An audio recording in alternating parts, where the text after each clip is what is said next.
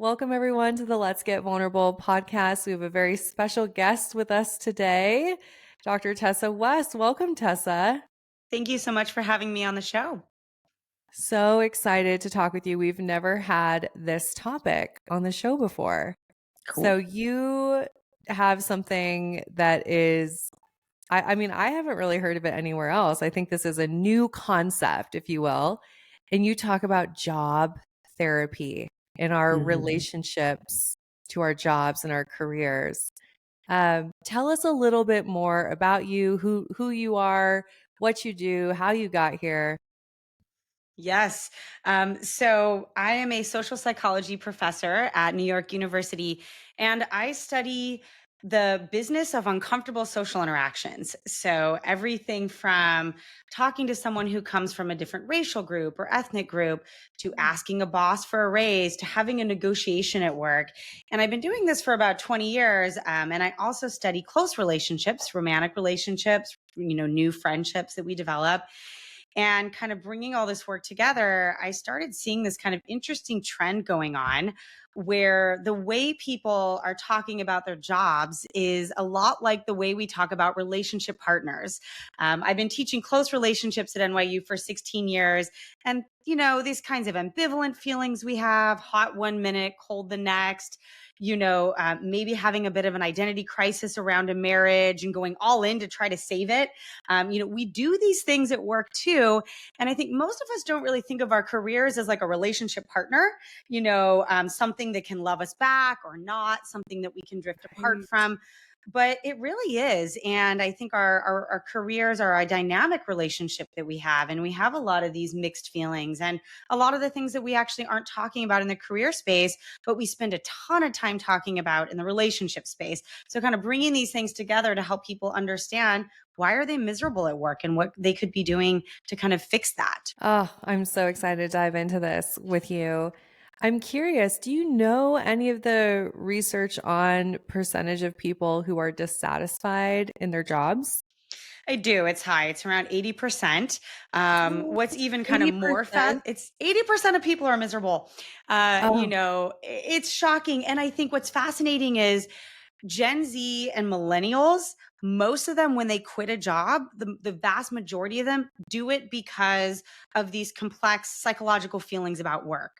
They're not doing it for the structural reasons people used to leave, like they would leave a job because I can't live in the city anymore, or mhm. the compensation package wasn't big enough. These kinds of obvious things are no longer the explanations that younger workers are saying. I have this mixed psychological relationship with my job, or my relationships at work suck.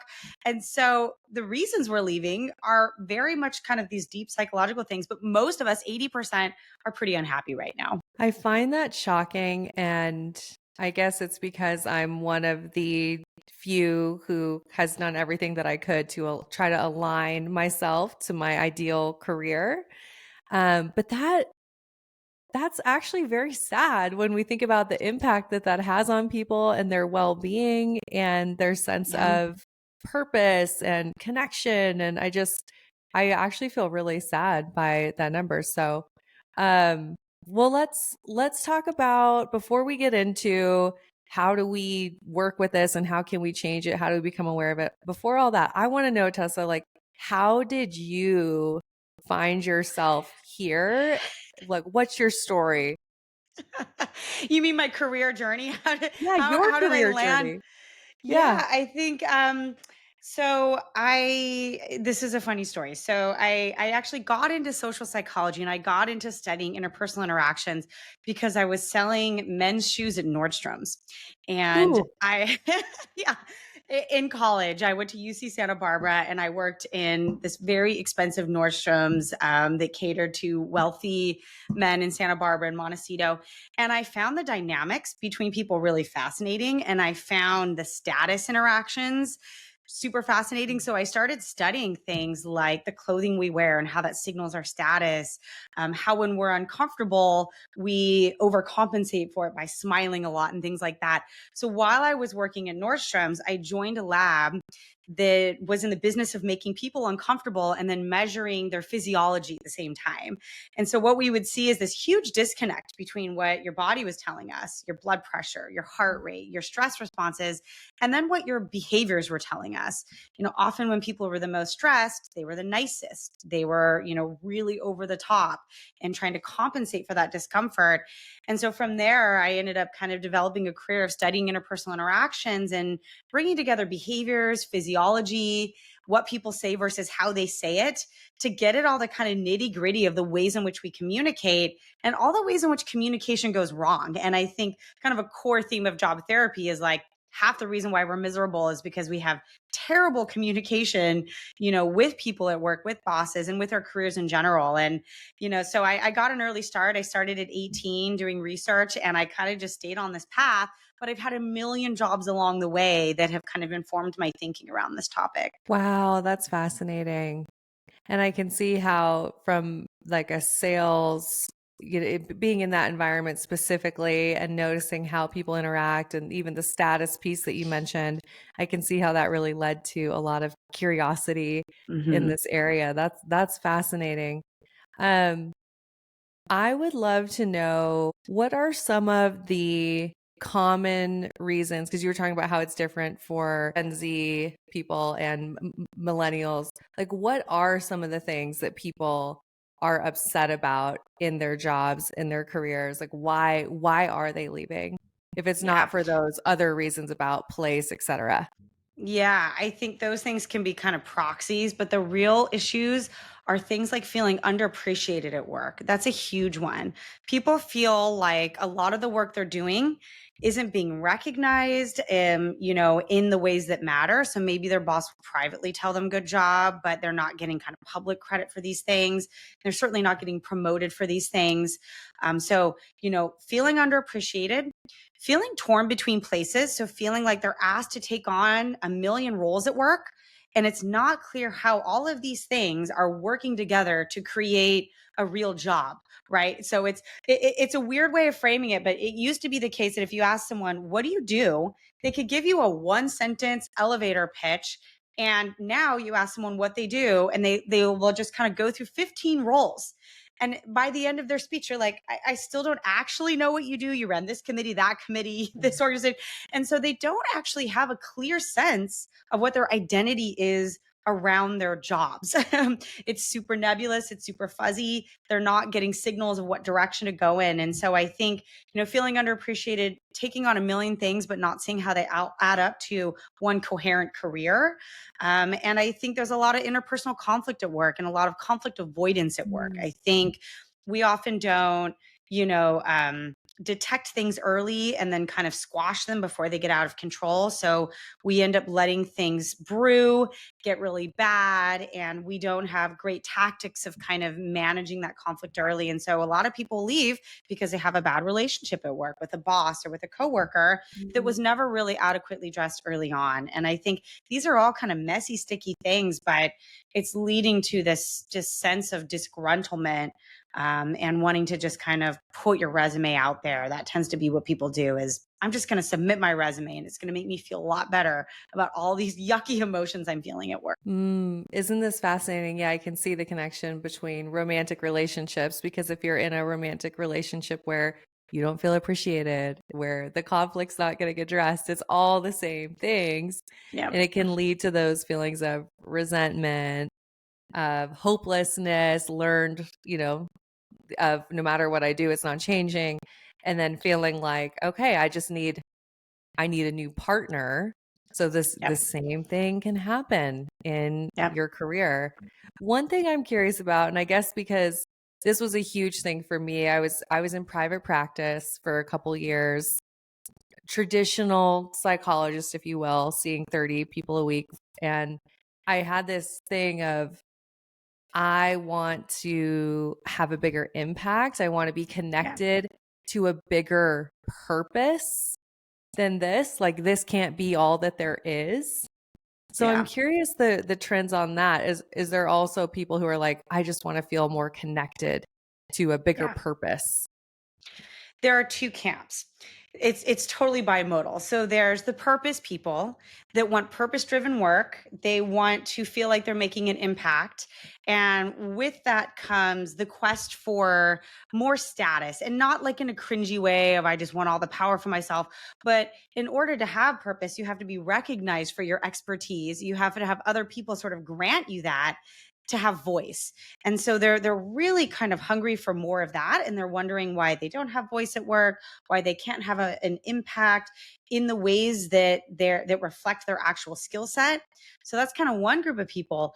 And then you get the other group of people that I'm seeing at work, which is a huge backlash effect against the purpose movement, which is stop telling me my job needs to define me, that it needs to be my identity.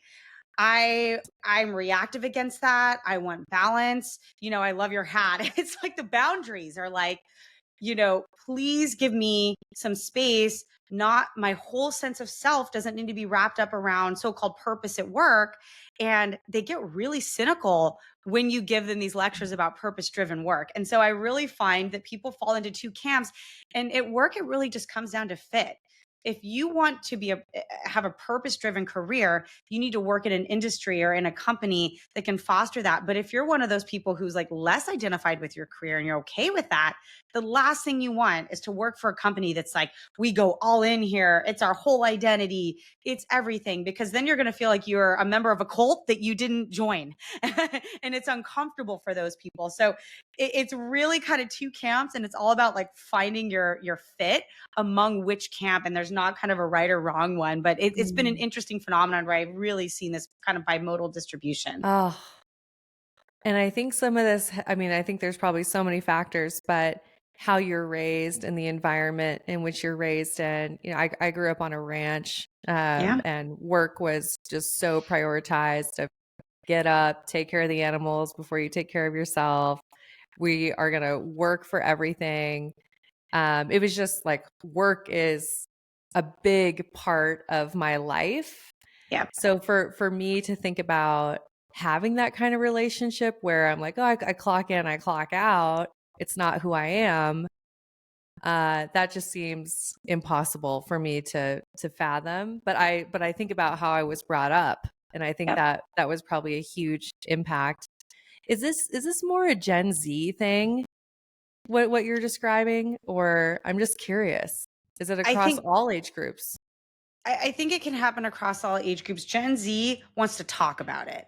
They want it to be part of the conversation. It's in the zeitgeist. I actually think older generations, especially boomers, they were highly identified with their careers, and those careers defined them, but they Mhm. probably wouldn't describe them as purpose driven. They would just say, I have to work this hard to get my pension. The way they described their relationships with their careers was very much externally motivated. Mhm. But they also describe their marriages using the same language. Like, you stick it out. Like, we got No married, you matter don't get what. divorced, you stick it out no matter what. And the same is true at work, because there's a big benefit to staying married to a job for a really long time. You would get a Mm. pension at the end of it. So they were allowed to kind of have that enmeshment with their careers, but rationalize it in a pension way. Whereas younger generations, there's no pensions. And I think one study came out that I think in 2022, under 25-year-olds stayed in a job for about 6 months on average. And so they don't have those same extrinsic motivators. And so for them to Whoa. stay has to come from the inside. And that's where that purpose language is coming in. But they're feeling that tension between wanting the purpose and not having a job that will actually get married to them in the way that older generations, boomers jobs would get married to them. They're not showing the same level of commitment. And so they're really struggling with, feeling internally committed to something that won't commit to them. That's where I think it gets super Yeah. interesting for that generation. This is fascinating to me. And one of the things I've always thought about, like in forming a company, and now I have employees and we have a team culture. I've always thought about, I think, trying to have a little bit of both worlds where I say, hey, we're a purpose driven company. Everybody who works here, we care about helping women heal and have great relationships. It's just, if you don't care about that, then you don't belong at this company. Yep. So we have purpose driven. But then I also will say at the same time, work is not our life. Work gets to add value to our life. And we have a culture of really encouraging boundaries around when you're working and when you're not working, taking weekends off, taking as much time off as you want. So I think obviously there's room for these ideas to come together. And I think Yeah. that's kind of the workplace. I've tried to create the kind of workplace that I would have wanted. Yeah. And I think it's brought the right people, but this is fascinating to me just to think about how really everyone is unique in what they're expecting in that relationship to their work. Yeah, I love what you said because I think a lot of people, when they work for a company that says both, they say we're a purpose driven company, but we also care about boundaries and balance. What they hear is, oh, they're actually willing to sacrifice on hard work to keep me. But actually, the opposite is true. In fact, people who have the most purpose driven work and who are the most strongly identified with their careers are the best at actually saying no to things, are the best at actually creating those boundaries and even having frictiony conversation with their bosses about priorities. So just because you say yes to everything because you're all in, that is not actually a sign that you have more purpose or that you're more highly identified with your career. In fact, actually the opposite is true. People who exercise restraint around how often they work, when they work, that are regimented around breaks and time off, and have clear, frank conversations with their bosses about boundaries, about slippage at work, about sliding into their job instead of deciding into it, those people actually be better at the purpose side of things. And so you actually want both, you want to encourage your employees to have both and say, I'm not actually just cutting you some slack by saying we believe in boundaries. Boundaries are essential for purpose driven work. You actually need them to have a healthy, you don't want to be enmeshed at work, to have a healthy level of identification with your career, and also to climb up at work. You can't climb up if you're saying yes to everything if you don't have those boundaries. You need to exercise that restraint. And that's the definition of a healthy relationship, just like it is a marriage. It's the same thing that we see in marriages. So I love that you're kind of giving both messages and then showing how they can be intertwined and they're actually positively related. I love it. I love it. Oh, good. I'm doing something right. Thank you for that confirmation. Tessa, I'm really curious. I actually have so many questions for you, so we'll see how many we get to, but I'm really curious. Somebody who is dissatisfied in their job, like they're tuning in and they're going, "Oh my gosh, I have all those things that she listed at the beginning. I don't feel appreciated, all of it." Like, what would you tell them to do? Where to start when you feel that way? I think that, your first starting place isn't to think about exit, it's to understand how you got here. Job therapy is broken down into kind of 5 psychological starting places, to kind of help you figure it out. My first chapter, I'm going to get real concrete. The first chapter of the book gives you a little quiz to sort of figure out, okay, which of these starting places is the most relevant to me? Having an identity crisis or drifting apart, so falling out of love with your job, feeling torn between places, feeling like you're taking on too much, or feeling like you're in love with something that doesn't love you back, being a runner up or being drifted apart. You can kind of figure out which of these sounds or feels the most relevant. And then I give you some tools. I give you some tests you can take based on kind of established psychological assessments to help you figure out, is this me? And then how did I get here? And this isn't about kind of psychoanalyzing your state, but really understanding how much has communication fed into this? How much of this is like about pluralistic ignorance, me doing things that I thought would help me get ahead, but really don't? And really closing the communication gap between you and the people you work for. And I think those start small and early and they multiply.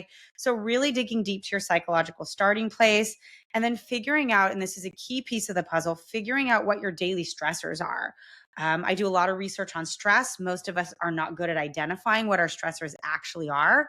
Give you a little quiz you can do to figure out what you think will stress you out versus what actually does, and Mhm. measuring that and collecting data on yourself to figure out, okay, here's what I think is the real issue. Then from there, how do I sort of figure out what would be a better fit for me, or how can I fix this? And that step comes down to really networking with people, and not in the way where you're promoting yourself, but really asking them about their experiences, getting the hidden curriculum, asking them about stressors in their own jobs, just information seeking, really becoming a sponge about other people's jobs. And this isn't about you at all. And it's not about impressing people. It's just about learning. And those are the first two steps that you should be doing before you even think about applying for stuff. So I think, and those can take some time. And as you Yeah. know, people want to rush this, but you really have to slow this process down and spend a lot of time doing some kind of deep inner work. It's just like relationships, isn't it? If you say, "Oh, I'm just going to go get in another relationship," you're likely to find yourself in that place again Hmm. that you just found yourself in. So it's so important to slow down and ask that question of how did I get here? How can I address this in a deep way by doing some deeper reflection and deep work? I love that so much. And then it's funny you talked about like networking and seeing other people's experiences because I talk about that with my clients of hey, like let's actually look at what are some healthy relationships out there. Let's Yep. get some concrete examples of secure healthy relationships so we can have some models to Yep. refer to. So yeah, there's so much overlap, isn't there? Yeah, I think attachment anxiety, attachment avoidance, secure attachment, these are themes that come up in our relationships. And we know these are huge predictors of success. And we know that the attachment style of your partner matters a ton, right? If you're secure and you're dating someone who's avoidant, that's probably not going to be a super successful match. And the same is true with your career. I might be securely attached to my job, but it's avoidant. It's not giving me any feedback. No one here knows what I'm doing. You know, this it's a kind of dyadic dance that you're doing with your career in the same way that you do with a partner. And I think a lot of us talk passively about our jobs as if things have happened to us. My boss said this thing to me, I got promoted or I got demoted, and we use passive voice. And we know when we do that in relationships, you have to break out of that habit. Like your partner, you're not like a victim of your partner all the time. You have agency in this relationship just like you do in any other relationship. And so just getting people to kind of reframe and use that language that we know are markers of other healthy relationships that they've seen, that they have observed, is really important. Oh, I love this so much. I want to go in a little bit of a different direction because I think I get asked this a lot, and this is an important question. What do you do when your partner is really dissatisfied in their job, or maybe they don't even know what it is they want to do? Essentially, your partner's really struggling in their career. How do Yeah. you best support them? Oh, this is such a good question. I love this question because we know the research on stress contagion suggests that the stress from work to home is stronger than from home to work.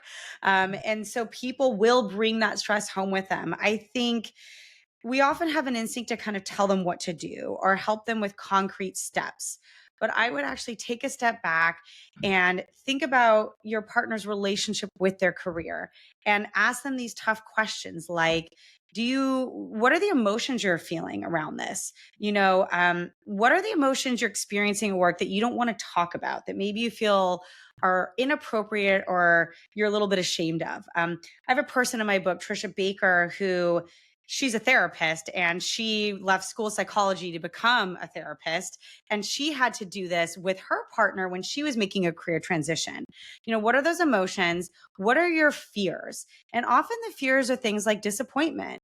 There's a sunk cost, and I don't want to drag the family down. I don't want to be unemployed. I don't want to let you down. And so getting people to admit their biggest fears, their concerns around uncertainty, their worries around sunk costs, and their ambivalent feelings. One day I love it, the next day I don't. And just getting them to talk about those emotions that they're experiencing at work, I think is a huge step. I think a lot of us say, well, why don't you just start applying for jobs? Or have you returned the call from that recruiter yet?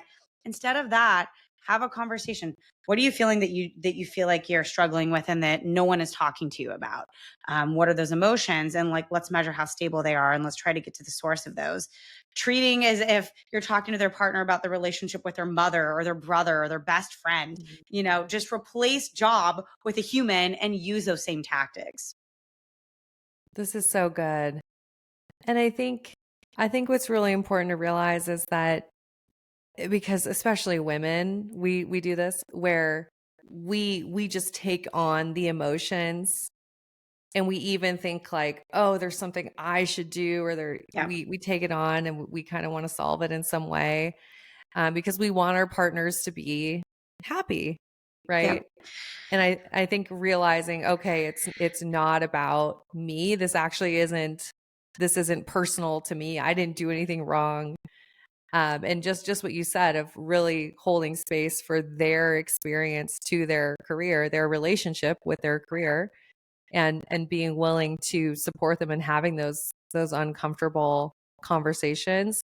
But I think sometimes too, and I guess I'm getting into like a male female dynamic here.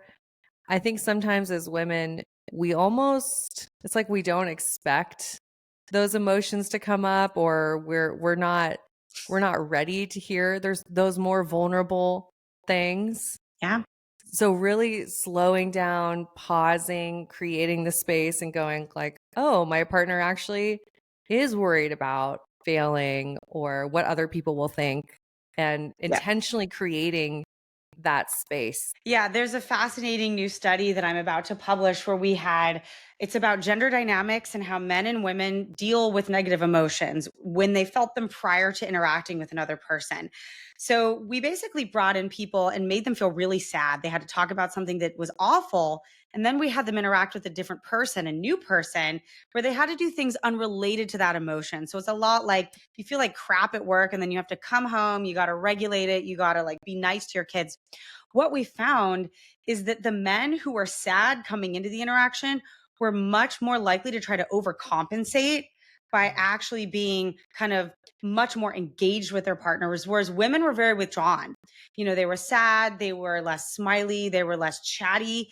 And so men are often kind of conditioned socially to not feel negative emotions, to not Mhm. talk about them, to push them down, and to overcompensate for them.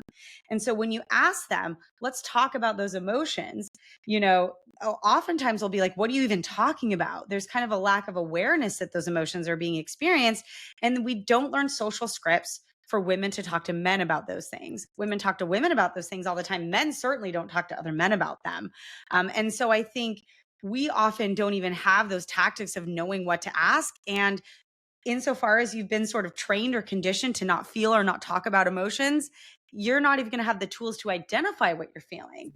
So, as women, I think, we tend to be empathic sponges. We soak up people's emotions. We feel it's like our job to regulate our male partner's emotions in heterosexual relationships and critically to protect our children from any backlash of those emotions. So, we create walls, but that's not effective or healthy. And I think a lot of us find ourselves in that cycle. Yeah, this is something that I think about a lot with my fiance and I. We've been together for 3 years, and I realized I just kept asking him over and over and over.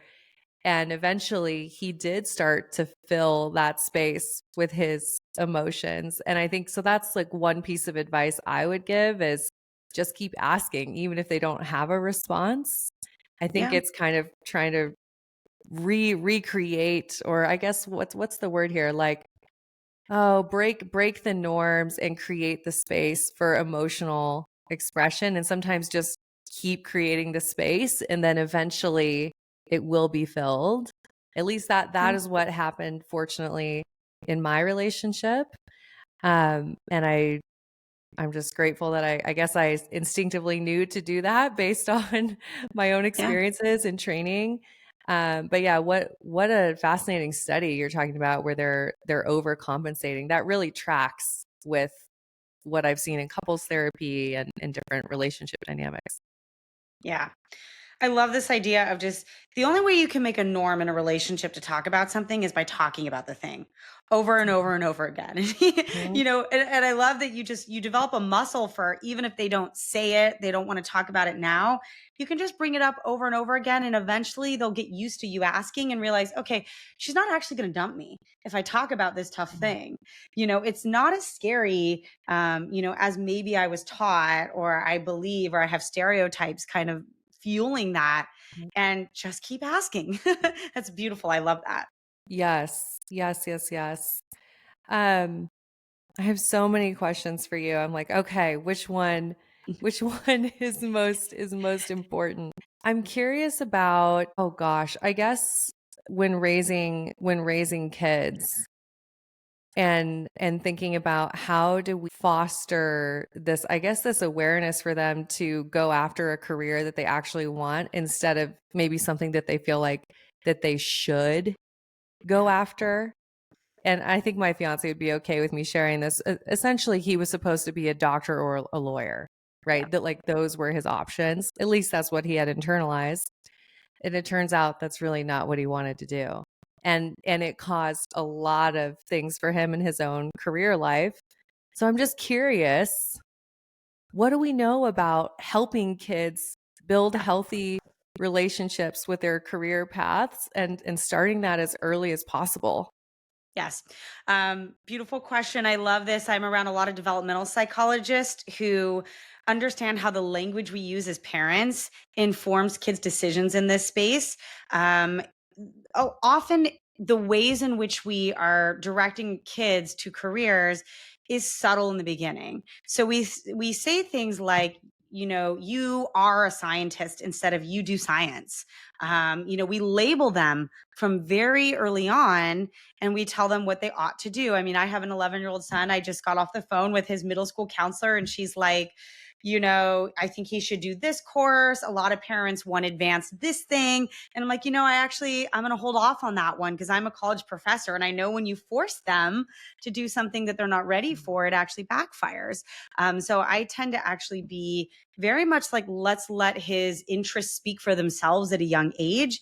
And like, let's foster what those passions are, with a little direction. But telling kids what they will be, what they are, is very dangerous language. It perpetuates stereotypes. It makes kids feel like they're failures if they're not succeeding at the sort of pre-tasks. And a lot of the Mm, people I speak with that are struggling with their careers say they never decided into this job. They were kind of told to do it, and that decision happened when they were 17 years old, when they were applying for college or university, and their parents told them what their major was. And I'd mentioned earlier that people talk passively about their careers as if their career is a thing that's happened to them. And I think instead of something that they have opted into a relationship with, and this happens when we're very young with the language that our parents use. I also think, I grew up in a blue collar family. So my dad owned a construction business. There wasn't a lot of pressure for me to get a PhD. But in educated families, parents see their children's failures as reflections of themselves when the kids are like 5. And I think that's a very dangerous place that we have found ourselves in, where we're in this competitive economy to showcase our children off like they're little, dolls that we're taking to some kind of yeah, like creepy competition. And just back off on that and listen to the language you're using. You don't need to tell your kid, you are a scientist. You are going to be a doctor. You can say, you do a really good job at math. These are things that you right. do, not things that you are, and change that language. So it's not so essentializing. I asked my nephew, he's 6, and I asked him, "What do you want to be when you grow up?" The other day, he said, "I want to be a baker." Right? And, of course, that's not what I would have expected, but I think I started even asking myself, like, "Wow, should I even be asking him that? He's so Yeah. young, I probably shouldn't even be asking." It's like, Yeah. and it's not like I had any reaction to his response, but, I asked him, I think 6 months ago, and he said, "I wanna be a scientist," and I think it's, like, just allowing their responses to be whatever they are. But yeah, that question of what do you wanna be when you grow up? We ask that of Yeah. kids so young, and they have no idea. They haven't explored enough. They don't know. That is an identity they have no business talking about, but you can ask them what they want to do. What kinds of tasks are Good. you interested in? Instead of what you want to be, where they don't really know what that means, what do you like doing?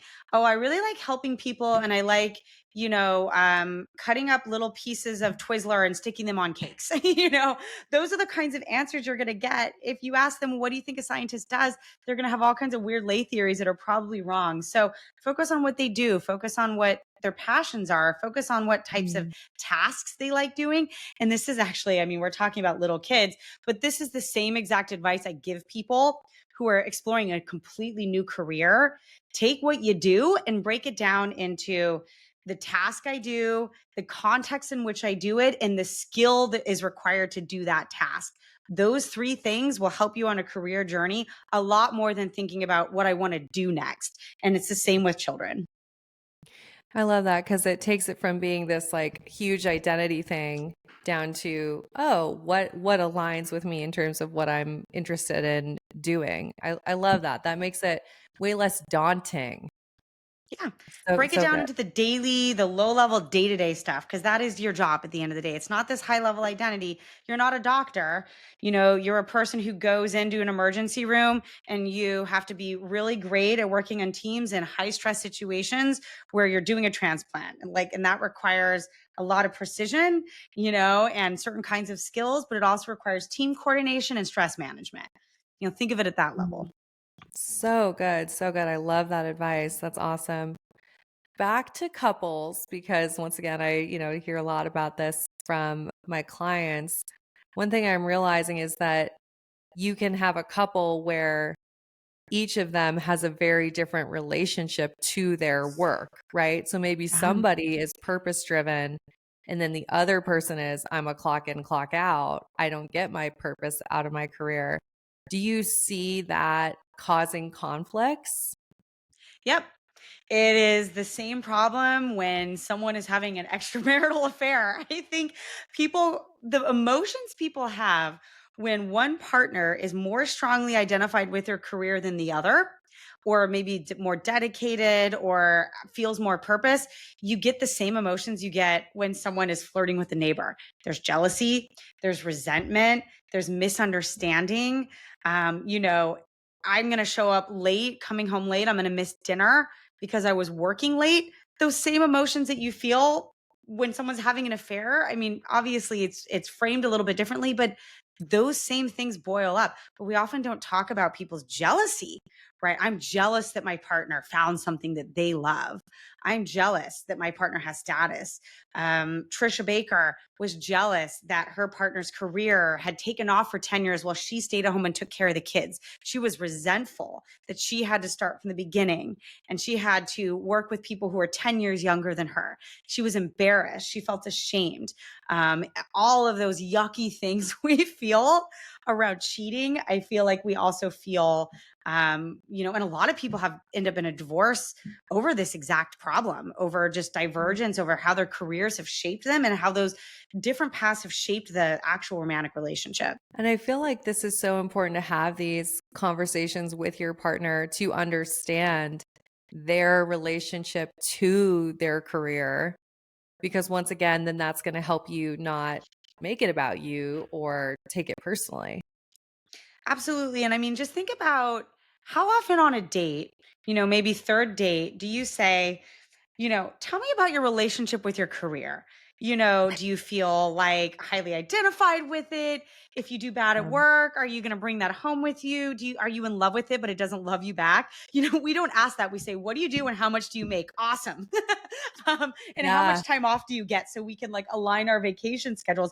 We don't talk about people's relationships, their careers, but they loom large in our relationships. And I actually think we should start bringing those conversations in sooner rather than later when we're developing new romantic relationships. I agree. And it's interesting as you say that. I think I was always fascinated and I would try to ask those questions. And I think people are kind of like, what? Like, I why are don't you think that asking deeply me about work this? at all. You're weird. Yeah. um, but yeah, when you think about it, it's like this is not that it's like a polyamorous relationship or anything, but I mean, this is like another partner in your relationship, right? Like, because it has such a huge impact. We spend so much of our time there. I think knowing what's going on in your partner's relationship to their career is really essential for understanding them, for having compassion, and for supporting them, and also making sure that you're not taking things personally and making them about you. And I'm thinking about when we're in really healthy, secure relationships at home. I know there's research on this, but where that does actually then support us to take more risks in our career, to show Yeah. up differently in our careers. Do you see that in the research as well? Absolutely. I think people often don't take risks at work because they are afraid of the costs at home. And not just that they're going to get laid off or demoted, but if they have if they put themselves, out there in a meeting and then they get chastised for it or they get criticized for taking on something that they weren't an expert in, they're going to bring those negative emotions home with them. And so they're often very conflict averse at work because we now have an awareness, and we can kind of think the well-being boom for this, that what happens at work we bring home with us. And so now we've become ultra conservative and we tell ourselves, okay, I gotta, make sure I don't experience any of that stuff at work. It turns out it's the biggest thing holding back people who are underappreciated stars from taking risks, is that fear of failure. And then I'd also say that we vastly underestimate the importance of feeling comfortable in any relationship. And I don't just mean secure, but I mean like real comfort. Like you can walk around in your pajamas at home and you can have a silent dinner with your partner, and that's comfortable. In the same way at work, where if you lose your keys, you know who to go to and you always have that parking spot and you have your lunch spot. Like creature comfort stuff dramatically can shape our well-being, and we can bring that home with us. And we often kind of underestimate the extent to which those kind of little comforts can trigger us and bring, dissatisfaction. So I think this is like, you mentioned sort of polyamory. It's like, this kind of consensual non-monogamous relationship that most of us are in with our careers and our partners at the same time. But and we know there's some integration, but we're not thinking of all the ways in which those things are integrated. I love it. Tessa, let's talk about something that will really get people, it'll make some people's blood boil, the women listening. I wonder if you've experienced this too. When I was in my mid-20s, I was dating, obviously, and I was starting to have some success. And, I knew I was going to be a psychologist, and I knew I was on track to earn over 6 figures a year, et cetera. And I was dating someone who was a construction worker. And just looking at it, it was clear like I was going to be the breadwinner. I was going to make more if our relationship continued. We got married, etc. And in the breakup conversation with this guy, he says to me, "I can't be with you because you will make more money, and I desire to be the breadwinner." And we broke up. Is this changing? Where are we at with women having the big career? Yeah. Right. And I guess I'm talking about a male female dynamic here, but just your thoughts on this. Yeah. So I'm divorced. I had a similar, my ex-husband had a good career, but he thought the minute I got tenure, that meant I could stay at home and just work less because I was unfireable and I could do more child rearing. So kudos to this person for just owning their sexism. I think a lot of us wish that this came across much more clear, that the reality is this is very much still in the air. It's becoming a real friction in society because women now outnumber men in college degrees, and they're starting to out salary men, at least at entry level positions. We still have huge gender pay gaps at the top, C-suite level, director, and Right. so forth. But what we're seeing is the same problem is perpetuating. People are usually not so blunt about it, but women are still expected to do more of the child rearing, the invisible labor at home. All that business is very much still falls on women no matter what your career is. So this idea of like perfect gender parity is very difficult to achieve. I've managed to achieve it with my ex-husband, but only because we have joint custody of our child and we literally have to structurally split everything down the middle. But I think it's a very tough thing. You can take the most liberal couple in the world, and those gender norms, those stereotypes, those like societal beliefs are going to seep in. And so I think, I talked to a friend and she told her husband, unless we can literally split childcare time on a calendar, I'm leaving you because you claim to be a liberal man who cares about gender parity, but at the end of the day, I'm still doing more. It's creeping in. So I'm very cynical about this. The research suggests it's still there. It's just not talked about in such explicit terms as your ex has. But most of us feel it, especially career women who are now, and we saw during COVID, it was out of control. Women did most of that at home school stuff. Right. So it's very much still in the air. So if you're experiencing this and you're in one of those marriages where you talked about this and you all said you'd split it and you're just not, you are in the majority. I was hoping you had different news for me, Tessa. Sorry. That doesn't mean you can't change it, but don't ignore it or pretend like it's not happening, and document it, and show them, I am actually doing 20 more hours than Yeah. you a week. Mm. Right. This is fascinating. And I will say, so my fiance and I have the big career, if you will.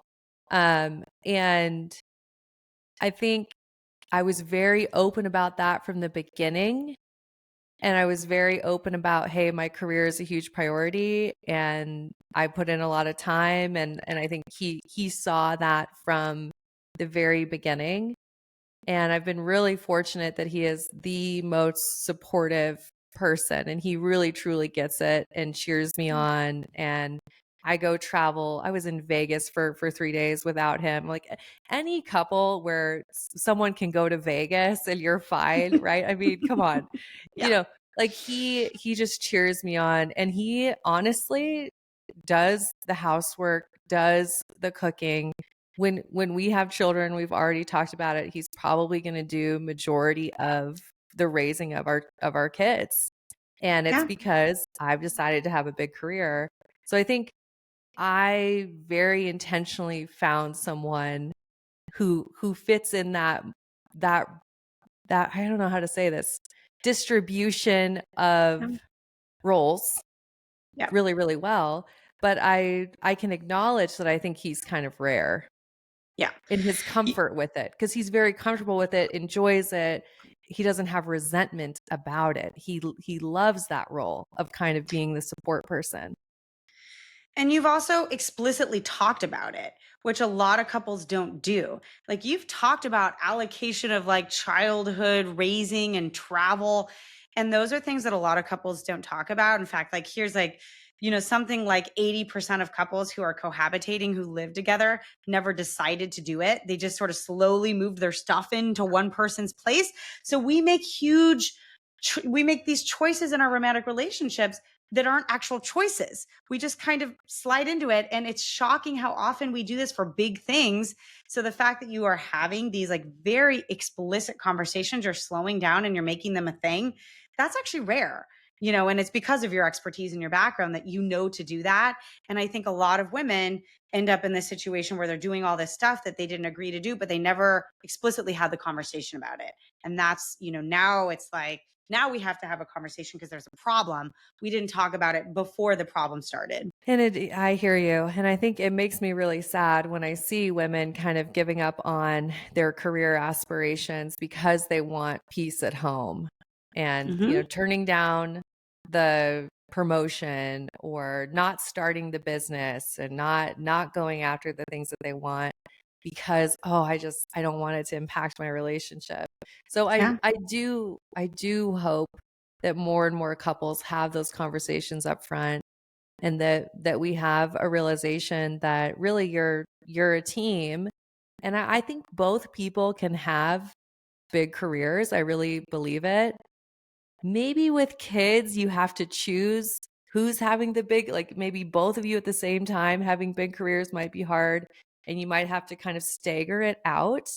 But Yeah. really, like, this is possible, right? If people talk about it and you're open and honest about what are the needs, and the needs can change. Yeah.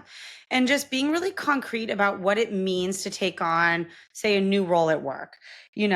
People talk about these things as like, this is going to be really important for my career and we're going to make more money. Okay. Well, let's like break it down into the low level. What is your day to day going to look like that's different?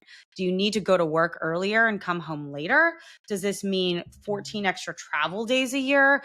Get super concrete as soon as you can. So you're not just having this conversation where you feel rude or mean to be like, I'm going to hold you back. Those aren't the kinds of high level conversations you should be having when someone is offered a promotion or a new opportunity. Get super concrete of how it's going to impact your day to day, and do that really soon so that you don't say yes to something without an awareness of what that's going to look like. I think also there's a bit of a frog in boiling water problem that people face when they step into a new role, which is it doesn't up escalate immediately. It's just like, one day I'm 10 Mhm. minutes earlier, the next I'm 15. And before you know it, I'm actually at work all the time. And they're not having those explicit conversations of how their schedules are shifting. And so just slowing down and having those conversations and documenting the ways in which your days are changing is really important for couples. So good. I yeah, what you said about people moving in together without talking about it, I think that just because I guess I live in this bubble where it's like we're communicating and we use dialogue and we use I statements and we validate, I'm in a bubble, okay? So Yep. to kind of realize that people are having these life changes that are major without talking about it, it's just mind-blowing to me. People have affairs that they slide into all the time, and they talk about the Mm. affair as if it happened to them. Oh, I wasn't into him, but we went for drinks and then he kissed me. So I guess that happened. And then, then we went out again and like I guess he came to my hotel room and then I guess we had sex. And it's like, did you decide to have an affair? No, I'm not interested in having an affair. It just kind of happened. You know, Mm. it happened in the same way that you accidentally buy like four more outfits than you meant to at the mall. And I think it's fascinating to me that these big things are happening to us all the time and we really don't like realize how much agency we have in the decision making process. I think that's a really good point. Really, about everything that we've talked about is having that attitude of ownership and agency and knowing that you can slow down and be very intentional about your relationship to your career and your relationship with your partner, etc. Um, this has been so good, Tessa. I want to leave space if there's anything that we haven't talked about that you just feel would be super helpful to the audience. The only thing I'd say is a lot of times we have a lay belief that the warning signs we're unhappy at work are things like disengagement, burnout, and quiet quitting. But in much the same way that in a romantic relationship, the warning signs are often the opposite, going all in, going on all those date nights right before you get divorced. Those things can happen to you at work too. And so, kind of learning how to read the signs, if you felt like very identified with your job and you don't love it anymore, you might end up working harder at that job to sort of resolve some of that cognitive dissonance. That doesn't mean that you are, in fact, motivated more at work or really love the thing. So don't read too much into those early pangs of love. When you're starting to question things, those are actually signs that you are having an identity crisis. And I think taking some of those lessons we know from romantic relationships of what it looks like when we're approaching a breakup and how they're kind of the opposite of what your intuition is, apply some of those lessons to your relationship with your career as well. And that will help you understand why you seem to be a little bit all over the place, especially in those initial, thinking about leaving stages of the relationship. So good. I love that. Wow. How can people connect with you? So you can check out all of my work around job therapy. I have quizzes you can take and get feedback on at tessawestauthor.com. You can go to tessawestlab.com if you're interested in my research. And you can find me on LinkedIn, Instagram, and Twitter/X as well. Amazing. And we'll be sure to put some of those links in the show notes as well. This has been very informative. And I just really, really appreciate your transparency and all the work that you're doing. This is so needed. Thank you. Hopefully, people will resonate with it. And, if you're unhappy at work, you're in really good company and there's hope for you. So, And there's a way forward. I think people there's, need to know that there are so many people that do enjoy what they're doing and they can have good boundaries and they have what you kind of talked about of purpose and also boundaries with the career. So I think just knowing that there is a way forward, right? yeah, And yeah, sometimes it doesn't mean changing careers. It just no, means changing your relationship to your job, just like in marriage. It doesn't yep. always mean changing the person. Sometimes it really is how do you relate to it. So, and I think you talked so well about different ways to do that. So thank you so much. I have a question I ask all my guests. If you were walking down the street and a random person comes up to you and they're asking you, what is your best life advice of the moment? So this doesn't have to be like your all-time best life advice. But what would you say to them today if they came up to you? You need to get out of your discomfort around social interactions and talk to people. I think we are in an age of unprecedented anxiety. We're avoidant. We've become house goblins. Have one on one, face to face conversations. Just connect with people. Social connection is the thing that a lot of us are missing, and we make up a ton of excuses for not having. And it can just do wonders for your mental health. It can do wonders for learning about new careers. Just do it. Have that conversation with a stranger. I love that so much. No more house goblins. That's a great term. Yes, absolutely.